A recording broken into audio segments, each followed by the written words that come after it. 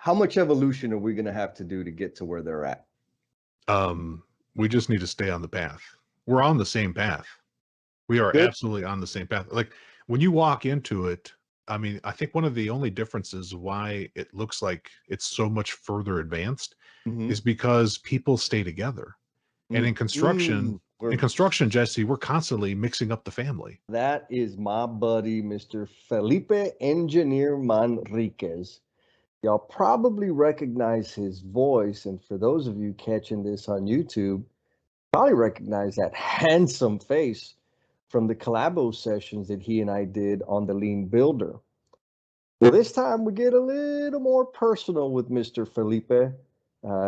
He shares with us the book that he's fixing to release. You already know how much value this man brings to our industry, and he's just going to keep on doing it. Help us support him, please. And believe it or not, we ain't just talking about lean and scrumalicious, delicious stuff. We get to talking some real talk, stuff like balancing job knowledge with emotional intelligence, which, that might be a little soft notion, but it's extremely powerful. We also talked about the emotional baggage associated with being dishonest, dishonest with yourself and dishonest with others. It's going to get a little deep, but that's how we do it, baby. So here we go. Here we are with Felipe Engineer Manriquez, host of the EBFC show, Everything Better, Faster for Construction. Did I get that right? Almost, man. The easier, better for construction podcast, where we're Yeah. rocking it every 2 weeks, baby. People from all up and down the construction supply chain, inside, outside, anyone and everyone working to make construction better today than it was yesterday, Jesse. 10-4. And we were just chatting about a magical trip you had across the pond. I just crossed over the Atlantic Ocean recently, and I just found out this morning that one of the countries we were visiting just shut its borders down to American citizens. So we got in and out just in time. I was like this close, Jesse, to being trapped in Sweden, where I would have been definitely a victim of Stockholm syndrome. Because if I would have been locked down there, you would have and loved it. I could tell you that they treated me so well, I did not want to leave. We started off in Germany. I landed in Munich, and I was able to meet some very high level individuals practicing lean construction, just like we do, Jesse. Mhm. My friend Janosch and my friend Marco. And I was there with Jason Schroeder, Spencer Easton, and Jason's son, Reno. Shout out to Reno. Absolutely love Reno. It's going to be amazing. He's going to study business. He's just getting started joining the working world, and he was hilarious. We connected instantaneously. I mean, as Jason and Spencer are already my boys for forever. Right. We're all brothers from another mother. So it was just really fun. Got to drive on the Autobahn, Jesse, Uh-oh. with no speed limit. Oh, Okay. watch out. I Okay. lived. We lived. You I made did it get back. and I got passed up by a lot of very high powered automobiles because we were out there just having a good old time. Yeah, yeah. I bet it was fun. I got to see some of the posts and stuff. It's like, man, that seems like some good company for an amazing mission, and a ton of learning was taking place. Ton of learning. And the main connector of all of us, Jesse, is that we all believe in learning. And we Yep. all agree that things can get better every day. Every day, things can get better. And they do get better.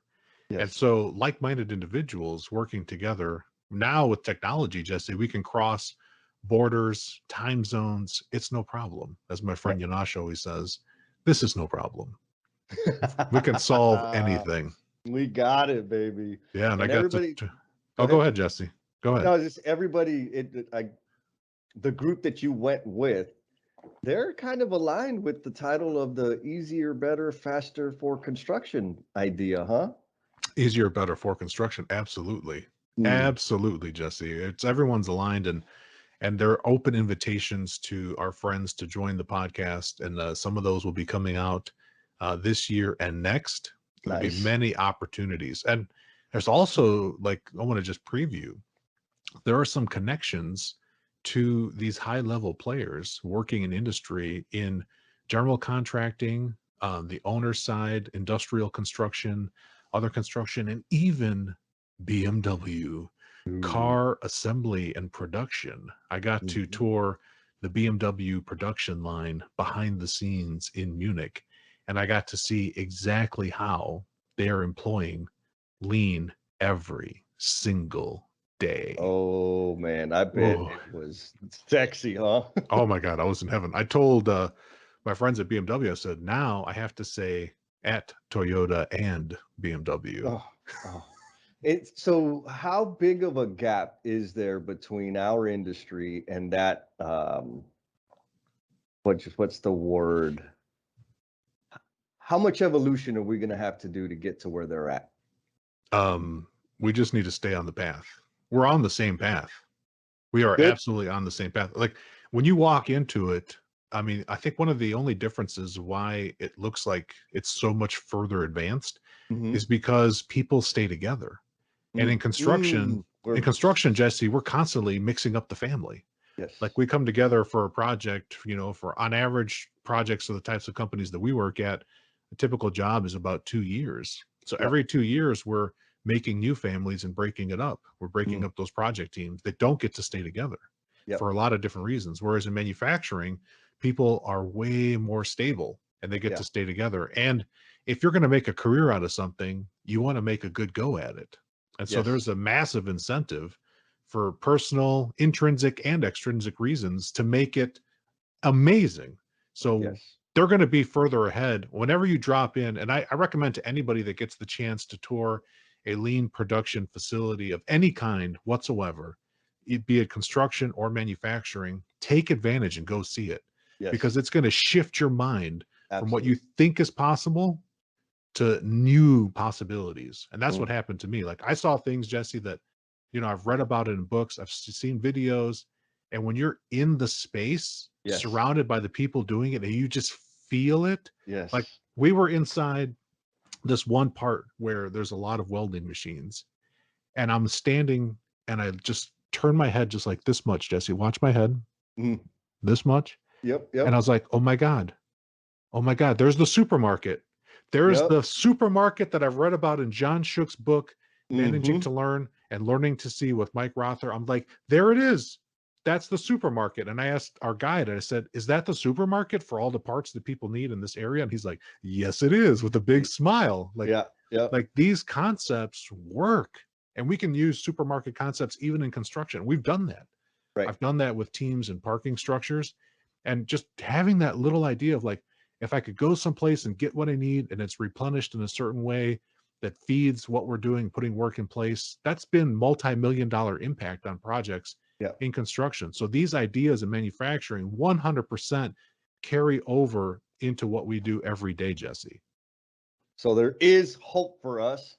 And Yes, so our sir. listeners out there, I think you said something that I think is really key. In our industry, a lot of the concepts, like we'll stay with supermarkets, are conceptual. Right. Not very many of us have seen it in action.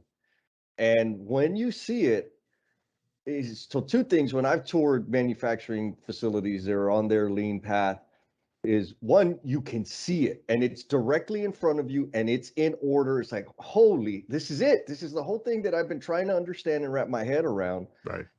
And the other thing that stood out to me is they don't talk in the jargon and the terms that we are trying to understand. It's just their job. Right. It's just the way they do their work. And to your point about the family stays together longer, 100%.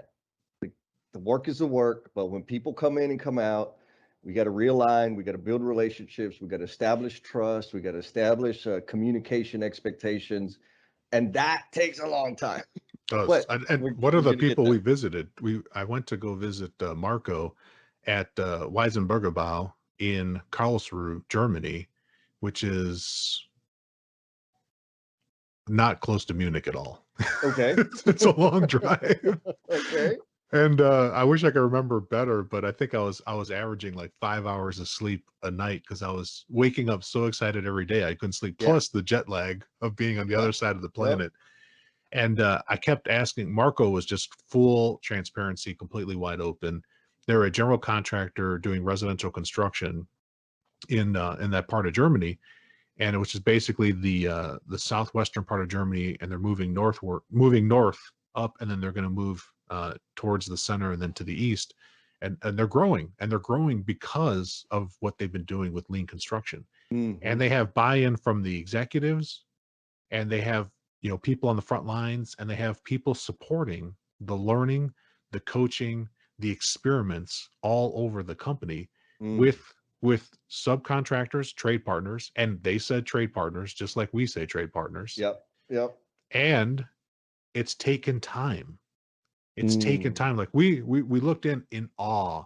And number one, shout out to Marco. His wife's a scrum master. Nice. Love that. I love to see scrum Yep. masters like everywhere. They're using scrum all throughout the management side. We toured through their corporate office, and I Yep. saw scrum boards in every center of every work cluster of people. There Mm-hmm. were scrum boards, Jesse. I was in scrum heaven. Jason Schroeder put a video out on YouTube about this under the Lean Tech channel, Yep. and he does pan to me with a big giant goofy smile on my face as we're coming across like the 55th scrum board in the office. Mm-hmm. And the thing that Marco said, like, as impressive as it is, he's like, I want you all to know that it took time. It Yes. took time to get to that level. And I'm excited. I've been consistent with Scrum, Jesse, as you know, for a long time. You were Yep. in one of my early Scrum courses back with LCI in San Antonio, Yep. and we're still at it today. I just finished a course yesterday with some Yes, I more, heard. yeah, with some more partners, and people said, like, they were like, wow, you're just like so into this. And I said, yeah, because it's liberating. It Yes. liberates people. And Yes. so I have infinite enthusiasm for it because it helps people do more of what they want to do. Yes. And so Absolutely. I love it. And seeing it there and just hearing that it takes time just reinforces what I've been doing. And Marco's 2 years ahead of me. He's like, Yeah. he's been at it for 8 years. I've been full time at Lean Transformation for 6 years, and we're not that far apart. But Right. our company size, Jesse, the hold on one second here. I got so excited I kicked my desk. I was like, the company size between like where I work and McCarthy, we're almost 5,000 employees, full time and craft workers, and then his company, they're only you know a fraction of that size. Right. And so we know from our Scrum training, Jesse, that there is this concept of communication channels, which is part of psychology. They're the fewer people you have, the faster you can communicate, and the quicker you can make changes effectively. The more people, it creates some complexity, and there's different things you have to do. But that's getting too nerdy for what we want to talk about Sure. today. Sure.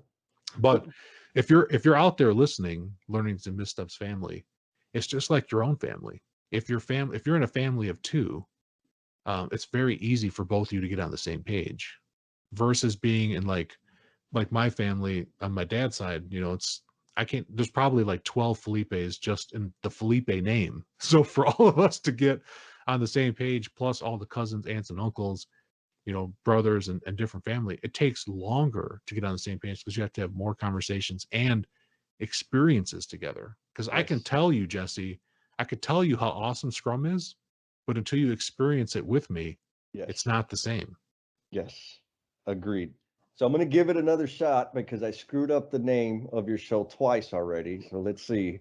Uh, the Easier, Better for Construction show. I did it. Yes, Yes. you Practice got it, makes baby. perfect. Would the EBFC show, excuse me, would the EBFC show have manifested without Scrum? No, no way. Because in order to, if you think about it, I have a full-time job, Yep. and you run a podcast, so Mm-hmm. and I know how many hours it takes. And we have a friend, like our friend Jason, runs a podcast that puts shows out on the daily. That is Daily. And you and I are both oh, like, that's every time awesome. we think about it, like, oh my, like your eyes open Yeah. up, my eyes Yeah. bug out too. Negative. Not yet. So it takes time. It takes time. And so using the Scrum framework allows me to manage, all that I'm doing at work, plus serve my audience, Yes. plus honor my guests. And I go into a cycle. My sprint cycle for the show is 2 weeks. It's a 2-week cycle. My work cycle in my day-to-day is on a 5-day cycle, Monday to Friday. Mm-hmm. And I've worked with teams that are on a monthly cycle where they go, calendar, first day of the month to the end of the month. So they're on a rolling, 22 work day, or call it a 30-day calendar day cycle, and then variations in between. And until I understood work as a cycle, Yes. I was just barely treading water. I mean, Yes. Scrum was an absolute game changer. And I had learned about lean construction, Jesse, for like 5 years, maybe 6 years, even before I had ever heard about what Scrum was. Yep. And lean helped me get better, but Scrum exponentially helped me jump and do things that I could not do with just what I learned about lean. And that's just a function of how I was. It's different for other people. Sure. Yeah, there are other people that have found other things, and it's made massive improvements for them, like tack time, and other visual controls, Kanban for some people, which is just Right. using visual signboards to help them make decisions and pull work ahead, limiting work in progress. I mean, all those cool things. The thing about Scrum is that Scrum brings in some intentional feedback loops, Yes. so that it forces you to see how you're handing work off. And that was a big game changer for me.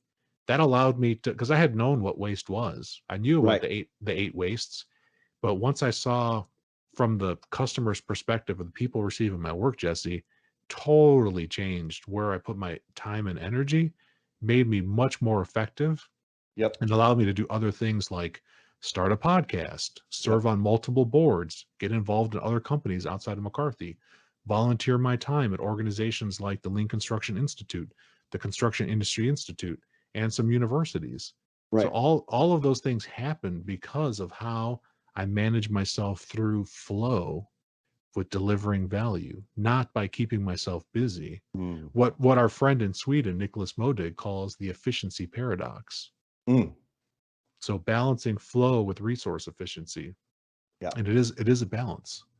Absolutely. A constant balance. It's not like you balance it out and it stays there. It Yeah. takes constant maintenance. And the balance between those two things, resource efficiency, like if I consider myself a resource and I'm awake for, 16, 18 hours a day, if I just work to keep myself occupied for 18 hours a day, that doesn't have any kind of function or correlation on what people need from me, Yep. what I'm delivering, how am I transforming the world. Now, if I work to flow, to deliver value, flow towards value delivery, Yep. and I try to balance those two, I'm going to be in tension all the time.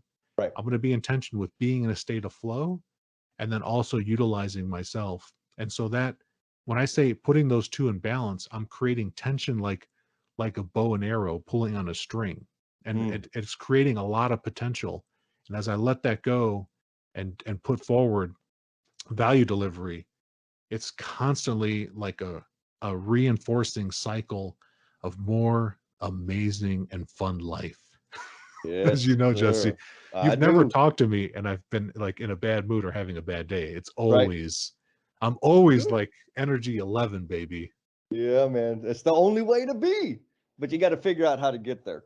So, Felipe, I feel like I have just a backstage pass, VIP access, because you and I, we've done the 7, 8 collabo sessions, Yes. and sharing all of our trauma in the industry. That's a Uh, perfect word for it, Jesse. right, evoked by the Lean Builder. We got to have a conversation with Joe and Keon, which I think was awesome. It was a beautiful conversation.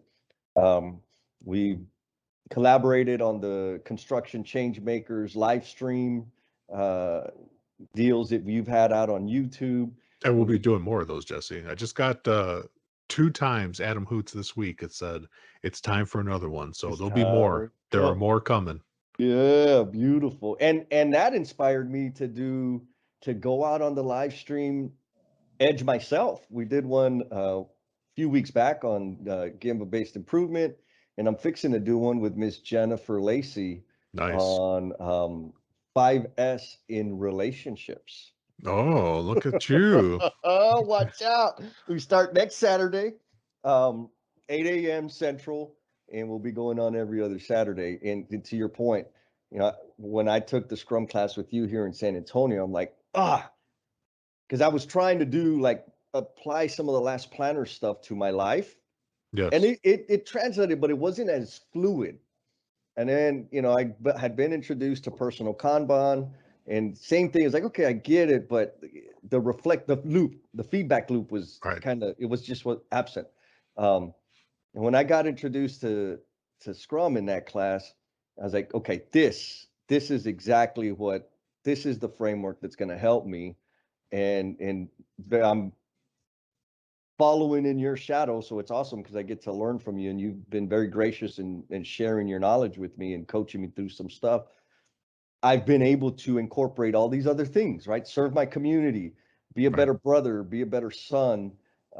And that's not hard to do. Like, all I have to do is not be a jerk, because normally I am. But um, do the podcast, do live streams, speak. I'm going to be speaking with some students at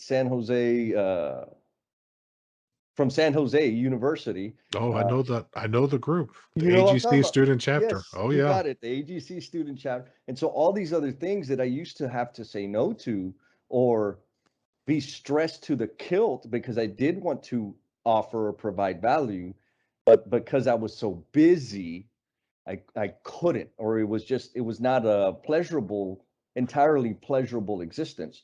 Whereas now it's like, yeah, baby, like, let's do it. Let's have some fun. It's gonna be good. We're gonna have a damn good time. Um, so for anybody, read the book. But getting twice the work done in half the time. Yeah. And I got a surprise for y'all, too. I Uh-oh. got Uh-oh. my own book coming out. Oh, Bam. This is baby. just the prototype, baby. I love Construction it. Scrum. Construction Scrum will be coming out this year, 2021.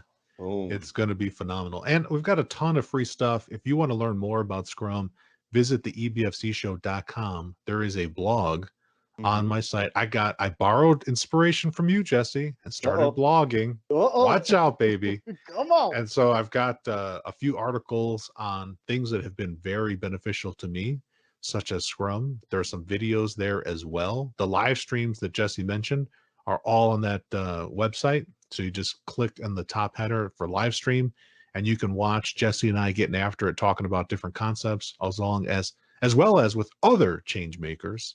And Mm-hmm. so the resources are there, tons of free resources. And of course, I'm still always teaching Scrum to Scrum Masters that want it, because that's there. And a lot of people want to get certification and get a really deep dive in. We're doing that every single month.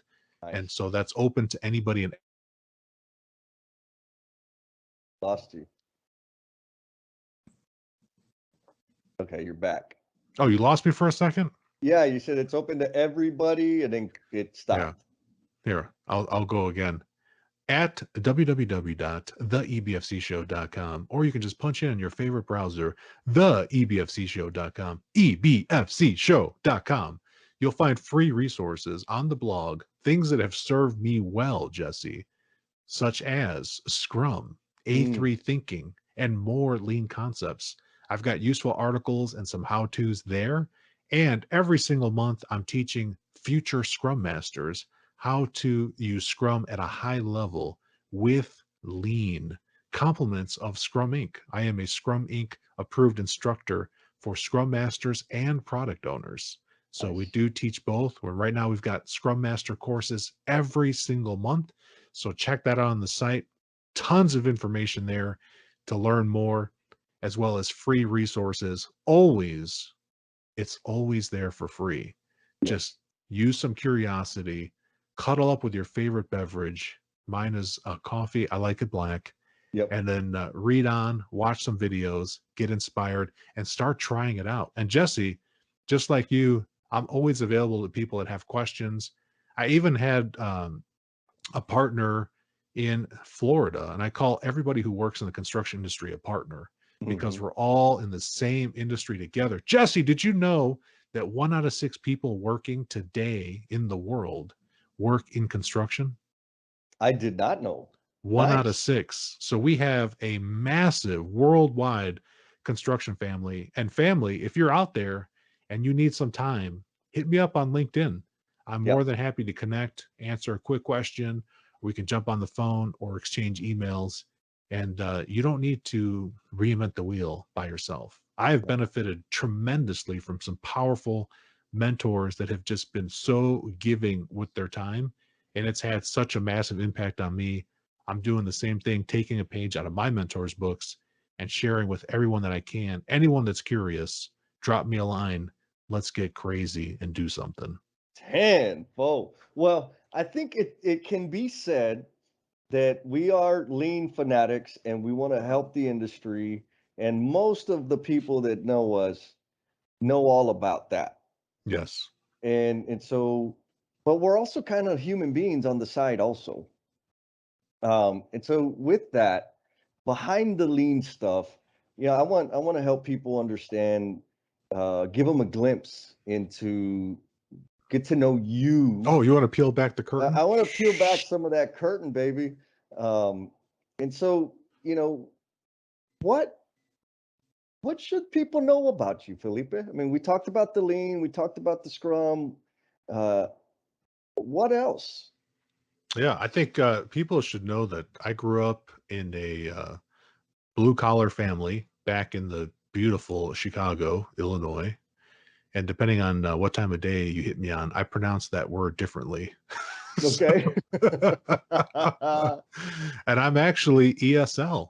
I'm English as a second language. I grew up speaking Spanish first, even though I was born in the United States. You can check my birth certificate. Yeah, yeah. But in my household, we grew up speaking Spanish in the house, and then went to school on the south side of Chicago, in the suburbs, just barely outside the city. Yeah. And it was interesting. I had a cool upbringing where it was always mixed cultures. So Mm. all the time, different cultures. And I was never in the majority group. So, and then the same thing happened when I went to high school. I went to a predominantly black high school, a couple towns over from where we were. It's just how the lines were drawn, Yep. going through the public school system, and then going to university.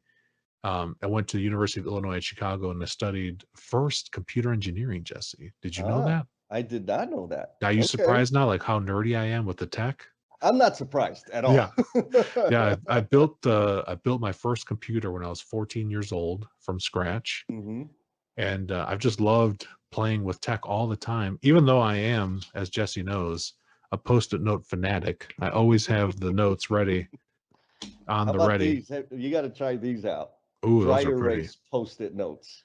Dry erase. I like that. Yeah, baby. I've had those a couple of times, but I've not had a decent pack. So I think I need to experiment with that a little bit more. And then I was in school during Y2K. I changed majors to electrical engineering. And then I toured a construction site with a friend of mine that was in school working for Turner, where you used to work, Jesse. Hmm. Hmm. And I fell in love with construction.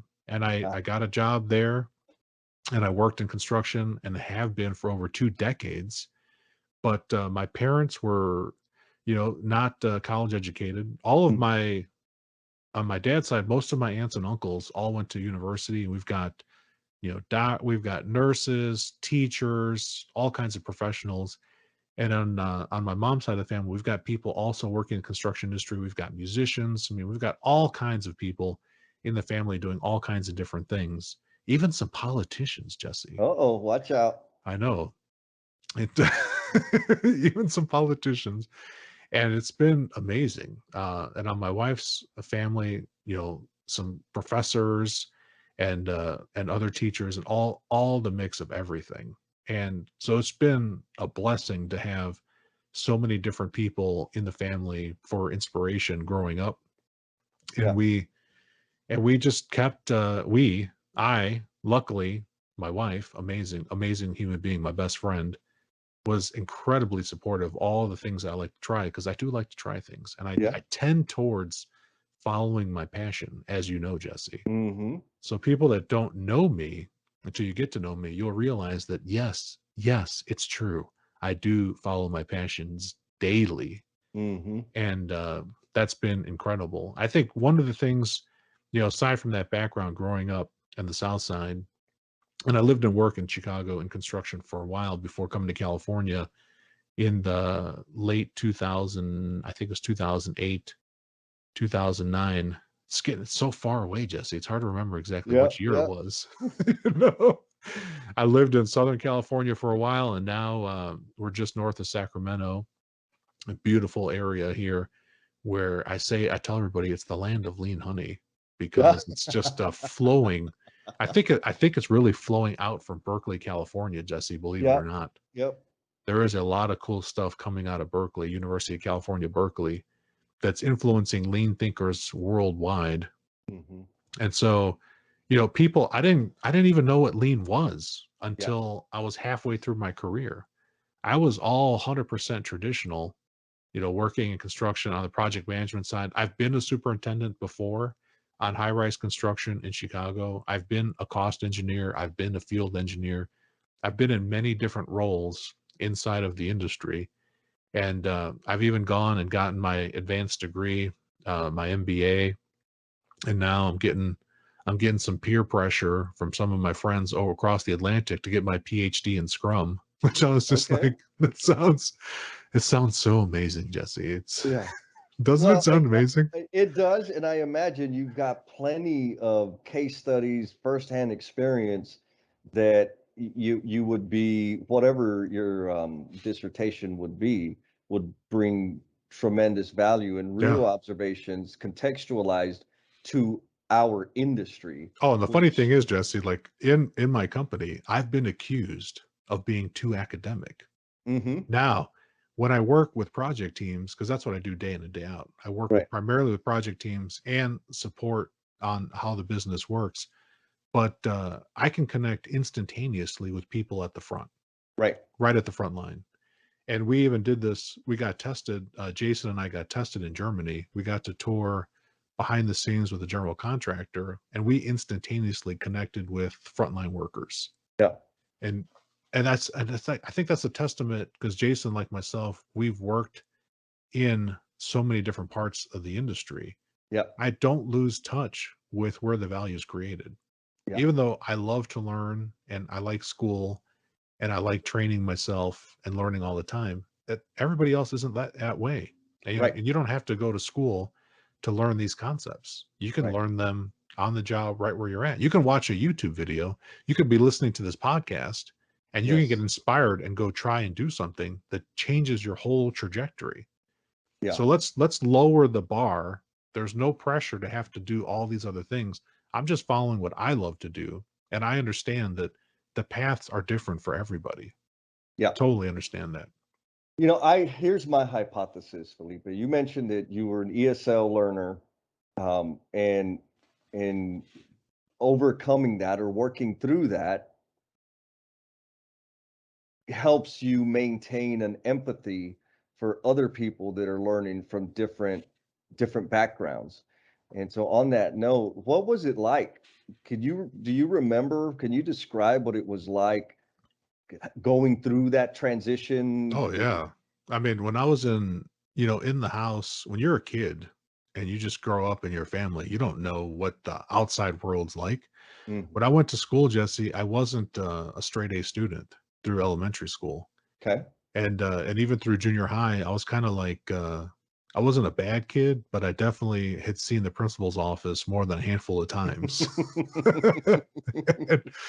and and I did have a couple of in-school detentions for various different reasons, mostly related to, believe it or not, Jesse, running my mouth.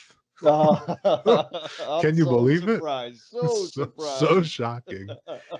And then when I went to high school, it was something just clicked, and I became a straight A student, Mm. and I graduated valedictorian. I tell people that I'm a slow learner, and I look at all those years through 8th grade was like my ramp up to learning how to learn better. Yeah. And then I did much better. And then when I got to college, I was surrounded by some super A players. I went to engineering school, studied ultimately graduated with electrical engineering. And some of the people that I was in school with had known that they wanted to be an electrical engineer like 10 years before they got to school. Like they had been like working towards it forever. And when I had looked at what to study, I literally just looked at all the options. I was like, this looks interesting. And I kind of just picked it that way. Yeah, You yeah. know, it wasn't like I had a ton of analysis on it, Hmm. which is totally different from how I approach things now. It's been an evolution, Yeah, and it was a struggle. And sometimes I think, because I can think in two languages. right. I don't translate in my mind. Now I will occasionally struggle for words, but I can think in two languages, and it does actually affect how I see and think of things because of the Right. two languages, and the language being Spanish. For those of you that can't figure out, que si hablo español, si no entienden. Okay, Yeah. Well, yeah, baby. yeah, and it's been good to Yeah. have that challenge. And I always tell people, like, if you're having a problem or you're struggling, that's amazing information and opportunity. And all the times in my life, Jesse, when I've had to learn something and I didn't do it well, it created conditions for growth. Hmm. I have no examples, zero examples of amazing things happening by accident or things been just giving to me. I have incredible stories and experiences where I've had to grow and expand my skill set and learn and make mistakes and do it again and say the wrong thing and have to apologize to people and make amends or to, Hmm. you I've done know, that once or twice. yeah, I know you have. I know you have, Jesse. Oh And man. so, all of those things make for a much more interesting life and experiences. Well, and you said an arrangement of words that you used was you learned how to learn, Right. and I think you know learning that. So I had a different experience when my mom brought us up, and she did not. We did. She was intentional about us not speaking Spanish because her experience when she was in school is she would get punished. She would get in trouble for speaking Spanish. And so because of that, she was very focused on us only speaking English. And I remember the feeling when I'd visit my dad's side of the family who primarily spoke Spanish, or my grandparents, my mom's parents who spoke Spanish most of the at home. I mean, they were bilingual, but at home it Right. was always Spanish. And I struggled to communicate. And I remember the insecurities or those weird feelings about like I'm doing something wrong or I'm being treated like I'm doing something wrong, and I don't have a lot of control over that. It's not my fault, man. Hmm. And so that feeling, and then figuring out how to overcome it, and figuring out like, okay, I see what the gap is. Let me do something about it. And that's that little sensation, that little feeling that I experienced because I couldn't speak Spanish. I've recognized that feeling now as just a call to learn, a call to expand my skill set, a call to expand my knowledge base, because that feeling does arise in different arenas. When hell, our industry, or when I started getting involved with the school districts, when I started volunteering and speaking to students and speaking to teachers and parents about the careers in the industry, public speaking, all of a sudden, like I couldn't drop an F-bomb every other word. I know. And It's and so. right, like, oh, I gotta like you or just that all of those experiences at the forefront, the very first time I get to the edge of that comfort zone, I remember back to when I'd get the snicker or the side comment about me not being able to speak Spanish. And I feel like that equipped me to be able to deal with all that other stuff that we get to deal with on a daily basis. On the daily. And that right there, Jesse, is perfect. Discomfort. Mm-hmm. Discomfort. I mean, when I'm working with people in teams, and sometimes I tell people like, "Hey, we're going to do this thing when I get invited to a project to make an improvement or to help them go through something or learn a new skill." I tell them like, "You're going to look at me at times and think like I'm a genius or magical." And Right. it's like The and wizard. the wizard or something like that. And I said, And let's lower that. There's going to be times where really what's happening is that I'm just comfortable because I've been training myself Yeah. to learn and be very adaptive in all these situations, and that's why I can, drop in and help teams no matter what phase they're in and make improvements because I'm already okay with being uncomfortable Yeah. and discomfort. I've just decided every day, and I'm not the only person. There's a lot of people on planet Earth that take this approach. Like we just decide every day, let's spend some time being uncomfortable and let's Yep. get closer to discomfort so that Yep. we can grow. And that allows me to do what I need to do. And I tell people, like I watch them. I watch as we're trying to do something new, and it's like they're not quite getting it at first, or they're struggling. And I say, "Oh, you're experiencing discomfort." And it's because if you don't experience discomfort and you just stay the same, then there's no change. You stay the And, same. and whatever trajectory you're on, that's just what you're going to get. But Hmm. if you open yourself up and say, "Okay, I'm going to be uncomfortable," I can say, "I don't know." I can say, "I'm not sure." Those two phrases are Yes. signaling discomfort and some awareness that there's a gap, like you Yep. said before. And so if you open yourself up to that discomfort, like, and some of us don't have a choice, we just get lucky Mm. to not have the ability to just be comfortable. Yep. And so that is something that it's available to anyone listening, every day intentionally. I decide that I have to do something that I don't want to do so that I can experience some level of discomfort and grow. Yeah. I don't, it's not like I jump off of my house and say like I'm going to sprout wings and fly. Yeah. Use some of your experience to know what some good limitations are for you, but do absolutely do something that's a little, even just a little bit uncomfortable. Yeah. Yeah. That's phenomenal advice for all of our people out there. I know that we're going to have a flood of young listeners. I got an interview with Miss Krista Ackles, who is a program manager at Construction Careers Academy, um, where it's a high school, and they're Mhm. they're they're teaching kids and bringing them into the industry. So it was an awesome conversation, and I hope that all of her students jump in and catch after her episode, listen to this episode and catch that bit of advice. So get out of your comfort zone, go to the edge, because that's where the growth happens. So Felipe, when you said you built your first computer when you were 14, um, what was your career aspiration back then, back in them days? Do you Back remember? in them days, oh, I do remember, Jesse. I was convinced at that time that I was going to go work for the power company. Ah, I was okay. absolutely convinced. And even though I was building computers, I loved, and I've always loved, since the first time I took apart an extension cord and made sparks in my bedroom and did not burn the house down. Yeah, yeah, I know mom and dad aren't listening, but they know yeah. the story. They know the story. I bet they do. I said, man, there's something cool going on here in these wires. And so I've Mm, always been fascinated with electricity. And so I thought, I'm going to definitely go work for the power company.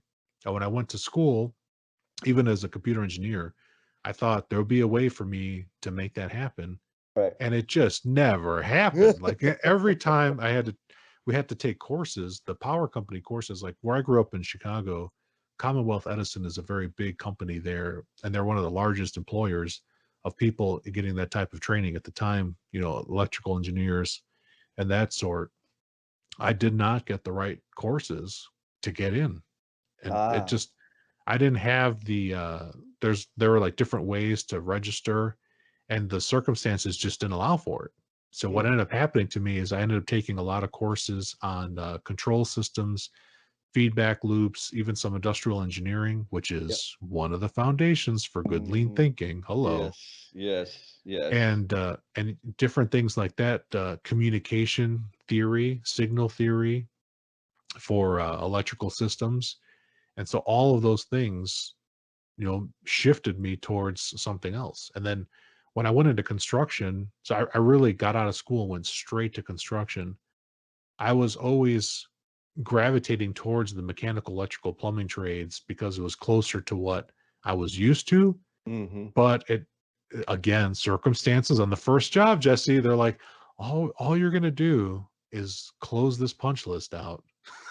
And so, or you're gonna just do this data entry. You're gonna just take these daily reports that are handwritten and get them into Prologue because Okay. that's Yeah. important. Yeah. Yeah. and so I shifted, but it created a learning opportunity where I got to learn about structure, how things come together, what defects are at a very high level. Like I got to Mm-hmm. find in a 12-story building, I literally got to find every single defect. It was like an Easter egg hunt, and they were just everywhere. Right.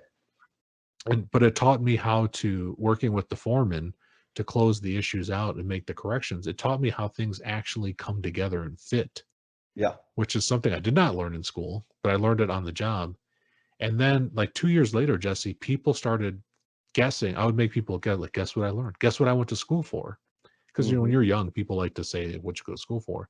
Right. And I was getting confused for being a structural engineer, which I was Really? like, oh yeah, I took it Okay. always as a compliment Yeah. Yeah. because I understood how the structures went, how things got put together at a higher level. So I was like, this is good. This is good. This is a good thing. And I really enjoyed it. Yeah. Well, you talk about punch lists, and I know how miserable that can be. But one of the benefits and unspoken benefits that I think rather I know you capitalized on, and too many people don't, is tracking and closing those punch list items gives you an enormous amount of cycles, an enormous amount of reps in relationship building, Right. in communicating with human beings, and expanding the way in which you communicate, understanding personalities. Is that like an outer space thought, Felipe? Nope, you're Or completely accurate. I mean, when I was on that job, I started as an intern. And because of the relationships that I made with closing out those items, the Mhm. owner said, we want Felipe to stay on and finish this through. So I got to transfer from intern to cooperative education. So I was going to school part time and working part time. Mhm. And then that led to a full time offer because of the relationships. Yeah. So 100%, Jesse, you're right on. You are on point. 10-4, but we don't talk enough about that. We I was don't. having a conversation with Adam, one of your pupils, over the past couple of days, um, and we got into a discussion about the soft stuff and like the real stuff. And I straight up, I'm biased towards the soft stuff, relationships, culture, how do people function, how are people going to react, how are they going to feel. Um, and some people are biased towards building stuff, like we build output. And we need both. And there's probably another component in there somewhere that we haven't really um, been able to figure out. But the human side and the process side of executing the work are 100%, like they're not synonymous. If we just focus on the squishy stuff, we're not going to get a lot done. And if we just focus on the getting done stuff, we're not going to have the people to do it, or we'll Right. have the body, but we won't have the heart and soul. And we need that. Um, and so I wonder, we got this curriculum, we got all these these education systems out there that are teaching people things. What would it take to be focused and develop or teach people the other stuff, the communication, the relationship building, the listening? Uh, I feel like we got a long way to go before we actually have something in place that can accomplish both. We do. We absolutely do. And I mean, one of my mentors, Jesse, is a gentleman by the name of William Edwards Deming. Hmm. And Deming said that in the system of profound knowledge, psychology is one of the core components. Yep. And he said, you don't have to be eminent in any area of the system as he described it, but you do need to have knowledge of it. And psychology is both understanding yourself and Yes. understanding yourself in relation to others. Yes. It's both. Yes. And so I spend a lot of my time. A lot of people don't know this, Jesse, but now your listeners are getting some behind the curtain. We're still behind the curtain, We're baby. still behind the curtain. I spend a lot of time studying psychology so that I can be better with myself and better with other people. Yeah. It's critical. Actually, this actually happened. True story, Jesse. This February of this year, I went to a job site in Nevada, and I met the team, and I did an introduction of who I am, and said why I'm here, and I was there for an entire week. We were working on improving some flow and throughput, and one of the superintendents came up to me afterwards, and he said, "What school did you study psychology at?" Mm-hmm. And I said, "I didn't study psychology." He's like, "Oh my God." He's like, "You sound like a doctor." Yeah. Yeah. So I was Yep. like, okay, things I've been confused for: structural engineer and psychologist. I That's was not like, bad. That's not bad. I'm not going to say what I've been confused for, except for a stripper. I've been confused for a oh yeah, stripper a couple I of could times, see but that that. was a long time ago. I could totally see that. I've heard stories about your dancing capabilities. Oh man, can't get enough of that. You pointed to something that I want to say so that our listeners, especially the young folks that are going to be jumping on, I think it's critical, is one criteria that I have for the people that I include in my circle, which if you didn't know this, Felipe, you're in my circle, Of course, I know I'm in, baby. is We're on a heart to heart hugging basis already. yes, yes, you complete me. Um, is this the criteria is this. There's a lot of people out there that are very smart and committed to digesting information and reading books and expanding their knowledge. And those are the type of people I like hanging around. Now, the people that get in the circle are the people that do that from with the purpose of further understanding themselves. So they internalize what they're learning to better understand how they function and how they operate and how they impact other people. And they use that knowledge to have more responsible ripples of impact. So, for example, have you read Jocko Willink's book? Damn it, what's the name of Extreme ownership. Extreme Ownership? Thank you, Extreme Ownership. Yes, I have. Okay, how many people have you met that have read the book and said, "Man," gives you a list of names of people that should read the book? Oh, many people, Yeah. many. I've recommended that book many times, and I've reread it, Jesse, Yep. several times. Yes. And you reread it for yourself. That's right. Now, so that's the like to delineate the You see, difference. and I was. It's kind of funny that you mentioned that, Jesse. Look over my shoulder. You see those 3 white plaques over my shoulder? Yes, I do. 2 out of 3 of those are pages that I retyped from Jocko's book and framed on the wall. Nice.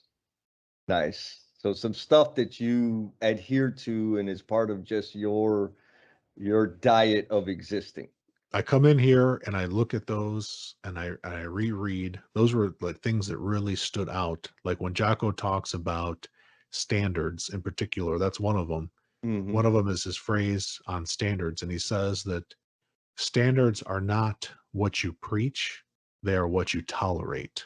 Oh, yeah. It's not what you say, it's what you accept. Yeah, baby. Yes.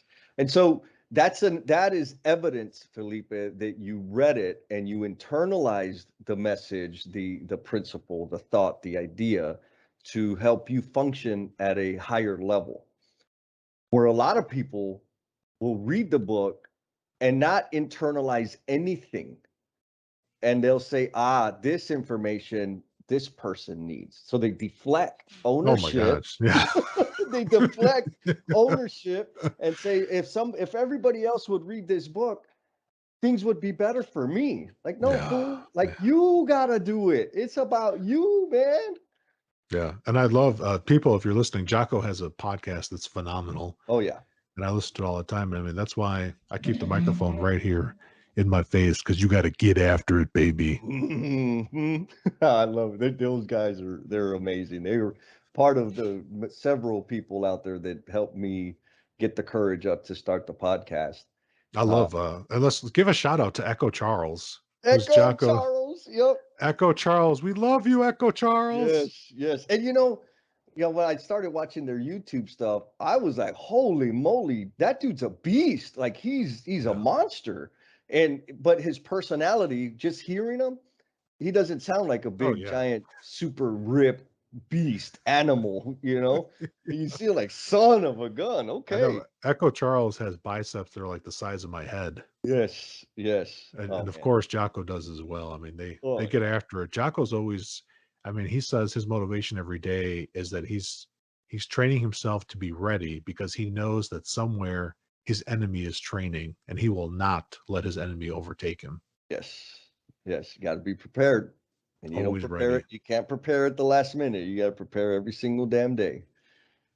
So along the lines But of let me go back on that, Jesse. So yeah, when I read books or I learn something, and I've had one of our friends comment this on me.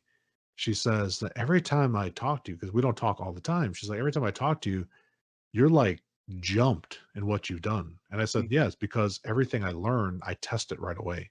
yeah, I test it right away. And I don't prescribe things to people. Like sometimes people will say, like, hey, what book should I read? What do you recommend? And it's like, well, I don't know you, so I have no idea what to recommend to right, you. I was like, you got to talk to me a little bit first, right, and then we'll figure out, what your need is or what you want. And so like the same for books. Like I've never given somebody a book and just said, hey, you need to read this. Like never have done that. yeah. Never, because that doesn't Just work. Like, because, yeah, yeah, because it's like you said, a lot of people just read passively, hmm, and I don't read passively because I don't learn that way. I yeah, am I am actually slow to learn things, and I have to experiment and experience it with more than just one sense. I mm, need multiple senses to internalize it. hmm, And I know from experience that when I've learned something, it stays with me forever, permanently. yeah. Because you said it, your multiple senses. You put your hands on it, you felt it, Yep. you smelt it, you listened to it, you saw it. I Sometimes don't. I gotta taste it. Sometimes you gotta taste it, baby. I love it. Uh, so along the lines of this, you're not recommending books to people that you don't really know, you don't understand what they're coming from, or even if the damn material in the book's going to benefit them. Right. My assumption is you learn that. Oh yeah, I learned that from recommending books to people that they didn't do Yep, anything with. yep, yep, yep. Yeah, because I don't forget what I give somebody or what I remember. Like we have a friend right now, Jesse. We have one friend that I Uh-huh, gave him a book that he didn't ask for. He has uh-huh. not read it, and it's been 1 year. Mm, that's no surprise. And so there's like it's been 10 years since I made that mistake. Well, in year 9.5, I made the mistake a second time. Yeah, But I guarantee you in the next 10 years, I won't make that mistake a third time. That's it. done, No done. more. So along the line of mistakes, what is a significant learning that you've had as a result of a pretty traumatic, painful misstep? It's going to be Oh, yeah. I got to do the announcement for that fans only content. This clip is going to be available through patreon.com/learnings and missteps. Signing up for the composite crew, which is like $3 a month, gets you the L&M backstage pass. We've got multiple levels. We love that you're here with us. And we are grateful for those of you who are willing to join the other patrons who have been contributing and help us keep this commercial free, except for me. We're starting to get a little fancy. Check us out on YouTube. You'll notice a marked difference in the content we're putting out. So enough selling. Back to Felipe. and then own it and Yeah. then move.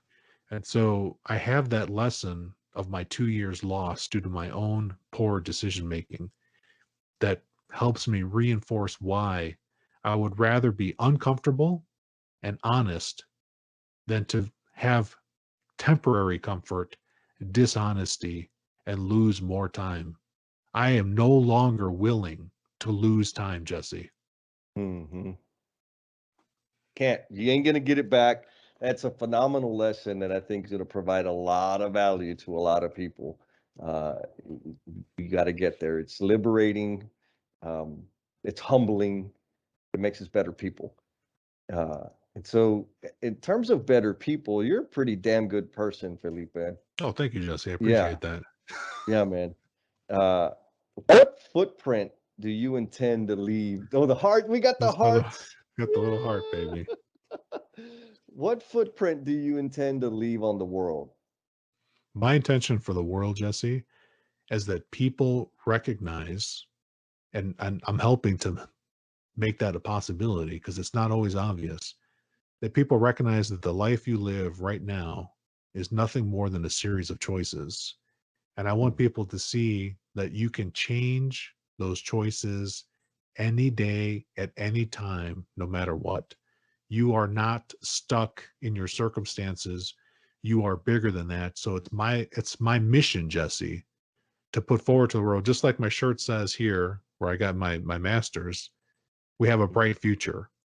It is my intention, my action, my purpose to inspire people to see that option is available to everyone, Yes. regardless of circumstance. And I want to pour and overflow my energy and enthusiasm, as I've even done with a lot of my friends and the change makers, as you know. I overflow that enthusiasm. I'm tapping into an infinite amount of energy to allow people to see the possibilities that are before them that sometimes they can't see because they feel trapped or they think Yes. that the circumstances are beyond their control. And so that's what I'm going to do, Jesse. That's what I'm going to leave forward. Yes.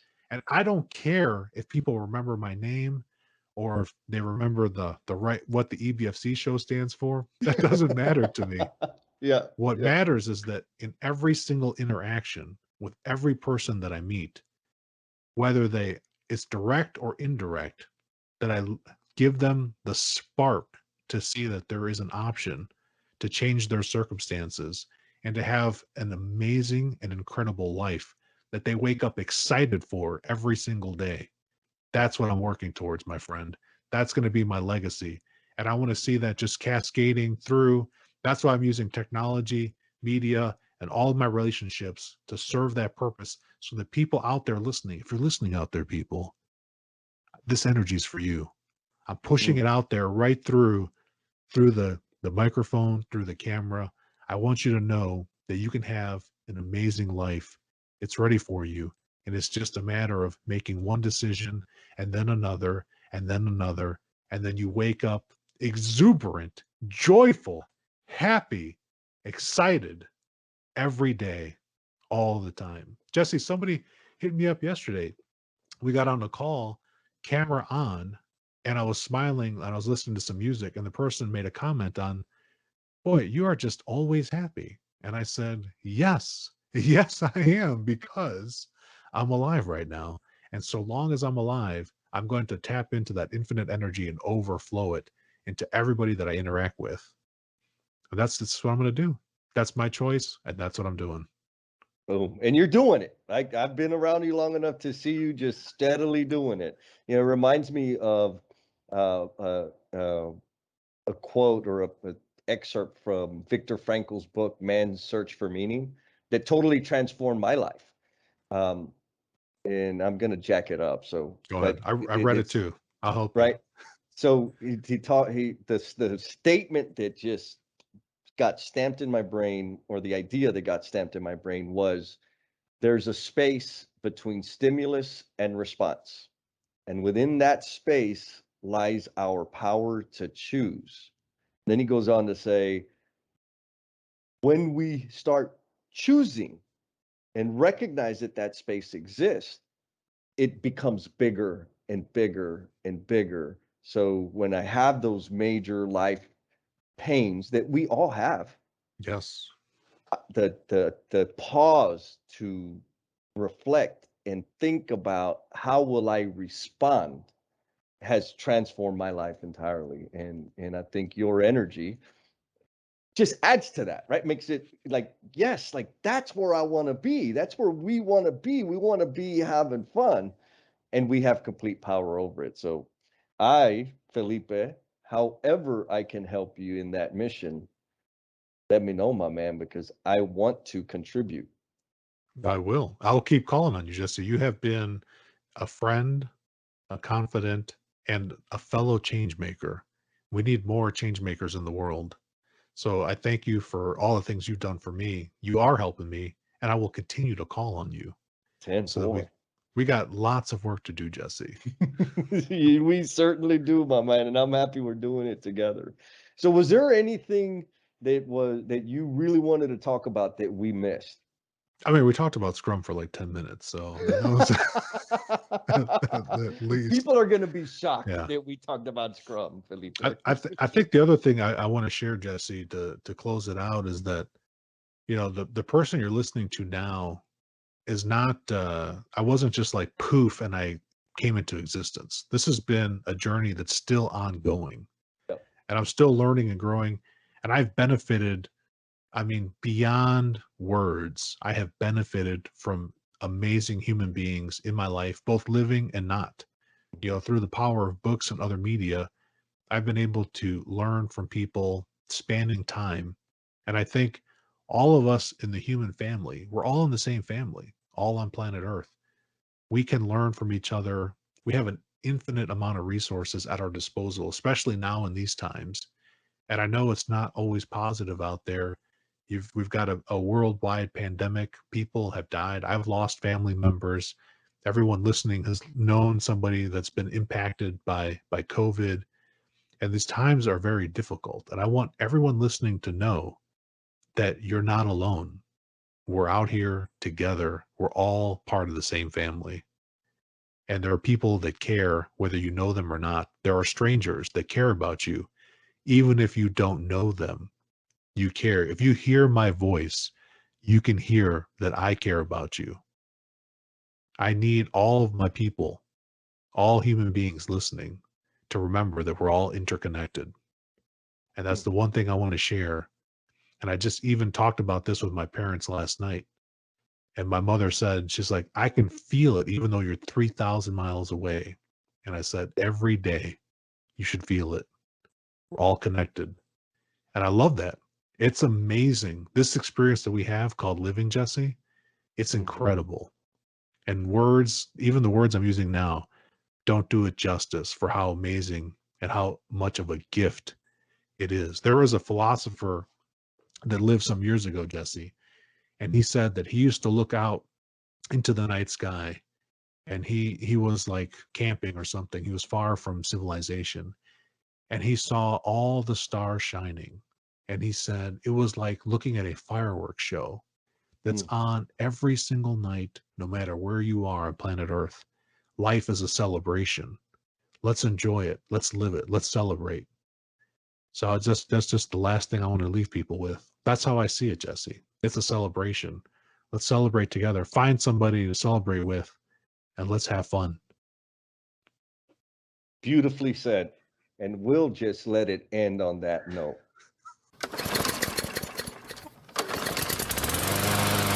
Man, you are one dedicated listener, sticking with us all the way through to the very, very end.